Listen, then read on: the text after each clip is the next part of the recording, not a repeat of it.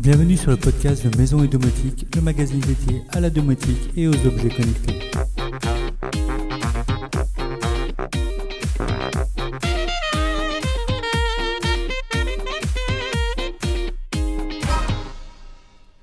Salut les amis!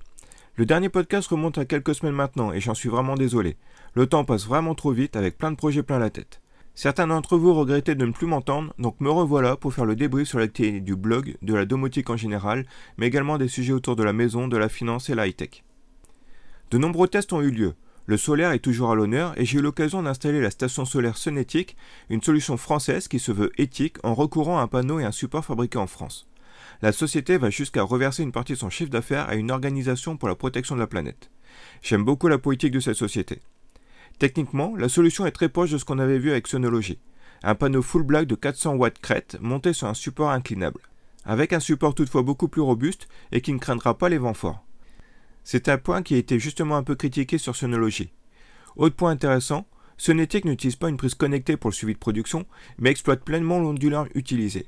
On a donc une application très complète, avec en prime une compatibilité native avec JDOM via un plugin déjà existant.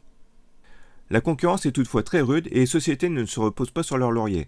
Sonology a ainsi lancé une nouvelle version de sa station solaire avec un panneau biface, c'est-à-dire que le panneau est transparent et peut produire des deux côtés grâce à la réverbération de la lumière sur le sol ou le mur.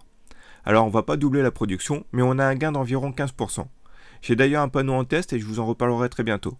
Mais en positionnant l'ancienne et la nouvelle version côte à côte, j'ai en effet un gain de production sur la nouvelle version, et tout ça pour le même tarif. Sonology a également lancé une version dédiée au balcon pour les gens habitant notamment en appartement, Sonology City.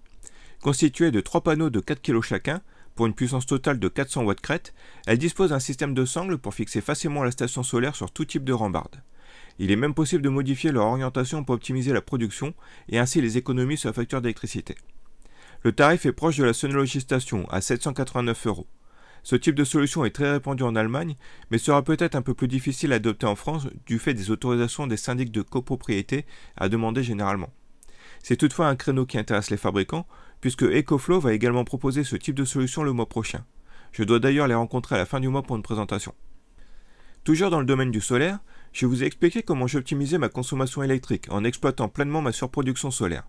On peut bien sûr le faire si on a une solution domotique, mais beaucoup de personnes se demandaient comment réaliser ça sans système domotique. C'est donc ce que j'ai réalisé avec 2 modules Shelly. Un module Shelly EM doté d'une pince ampère-métrique qui lit en live la consommation électrique de la maison et détecte donc la surproduction éventuelle. Et une prise connectée Shelly. Les 2 modules communiquent en Wi-Fi et peuvent être inclus dans des scénarios directement via l'application mobile. J'ai donc mis en place un scénario qui active la prise connectée si j'ai une surproduction de 500 watts pendant plus de 5 minutes. Et un autre scénario qui coupe la prise si ma consommation dépasse les 100 watts pendant plus de 10 minutes. Ici, la prise connectée active la recharge de mes batteries EcoFlow et Blue Yeti qui me permettent d'alimenter la maison le soir quand il n'y a plus de soleil. Ainsi, j'exploite ma surproduction solaire au lieu de la réinjecter gratuitement sur le réseau général. Mais on peut très bien utiliser le même principe pour mettre en route la pompe de sa piscine par exemple. Les idées ne manquent pas, l'important est la logique à suivre. Comme le printemps est souvent synonyme de grand ménage, c'est l'occasion également de nettoyer ces panneaux solaires pour conserver leur productivité. Entre le sable, le pollen, la pollution, etc., beaucoup d'éléments peuvent salir la surface des panneaux et donc réduire leur efficacité. Un nettoyage régulier, idéalement à l'eau déminéralisée, à l'aide d'un simple chiffon est donc conseillé. On peut aussi utiliser un robot laveur de vide comme j'utilise pour nettoyer les panneaux qui sont sur mon toit. C'est très efficace. Pour faire la liaison avec la domotique, nous avons découvert OpenDTU. Il s'agit d'une solution logicielle qu'on peut installer sur une carte ESP32 et qui est capable de capter les informations des micro-onduleurs des stations solaires comme Sonology ou BIM. En effet, ces micro-onduleurs émettent des données radio. Il est possible de réaliser soi-même ce petit boîtier ou se le procurer auprès de personnes qui en fabriquent à la demande. Un seul boîtier suffit pour plusieurs micro-onduleurs. Je capte actuellement sur le mien les données de 6 panneaux. Les données sont très complètes puisque nous avons bien sûr la puissance de production en live, mais également la tension, la température et bien d'autres éléments. Beaucoup plus précis que la prise connectée habituellement utilisée par les fabricants. OpenDTI est compatible MQTT et est donc très facile de récupérer et exploiter toutes ces données sur divers systèmes domotiques comme Home Assistant ou JDOM par exemple. Côté domotique, je vous ai présenté le robot tondeuse Segway Navimove. C'est un robot tondeuse qui a la particularité de ne pas nécessiter de cap périmétrique. Il suffit de planter une petite antenne sur son terrain et le robot se base sur ses données GPS pour créer des zones de travail virtuelles. 15 minutes suffisent pour être opérationnel à la sortie du carton, alors qu'il faut parfois 1 à 2 jours pour installer un câble périmétrique. La précision est assez bluffante et les zones de travail sont parfaitement respectées, on ne risque pas de retrouver le robot au milieu du parterre de fleurs ou dans la piscine. C'est également très pratique si on souhaite modifier la configuration du jardin. Ajouter un parterre de fleurs, une balançoire, etc. Ça prend 5 minutes pour recréer une carte virtuelle, alors qu'avec un fil périmétrique c'est vite une galère. Le robot en lui-même n'est pas tout nouveau, mais le module VisioFence qu'on peut lui ajouter en option vient juste de sortir. Il ajoute au robot une caméra dotée d'intelligence artificielle. Le robot est alors capable de détecter et reconnaître des obstacles ou des objets dans le jardin. Un tuyau d'arrosage oublié dans la pelouse, un jouet ou un outil seront reconnus et évités par le robot. Ça fonctionne aussi en live. Un chien qui passe devant le robot, un ballon ou n'importe quoi d'autre est immédiatement détecté par le robot qui va se stopper et changer de direction avant même de toucher l'obstacle.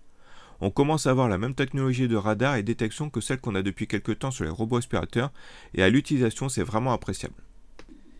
Dans le même genre, je suis en train de tester le modèle de chez EcoFlow, dont je reparlerai très bientôt.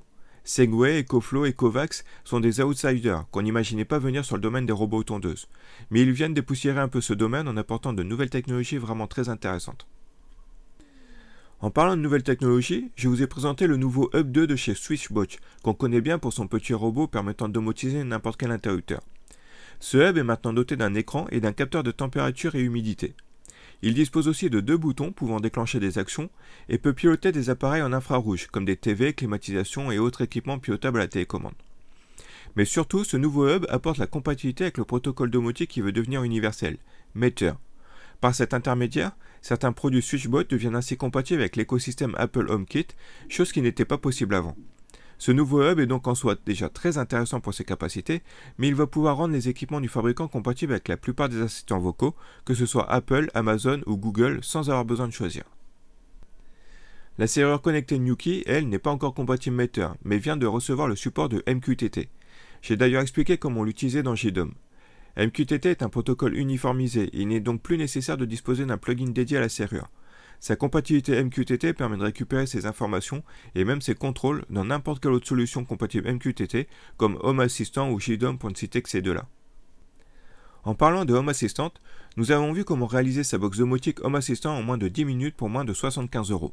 Et ceci grâce au micro-ordinateur Cadas Vim 1S que je vous ai présenté. Il s'agit d'un mini-ordinateur grand comme le Raspberry Pi. Mais ce dernier étant actuellement très difficile à trouver, du fait des ruptures de stock, nous étions nombreux à chercher une alternative. Ce Cadas est parfait. Avec son processeur quad-core Cortex A35 cadencé à 2 GHz, accompagné de 2 Go de RAM DDR4, il est puissant et propose une connectique complète pour un tarif aux alentours de 70 €.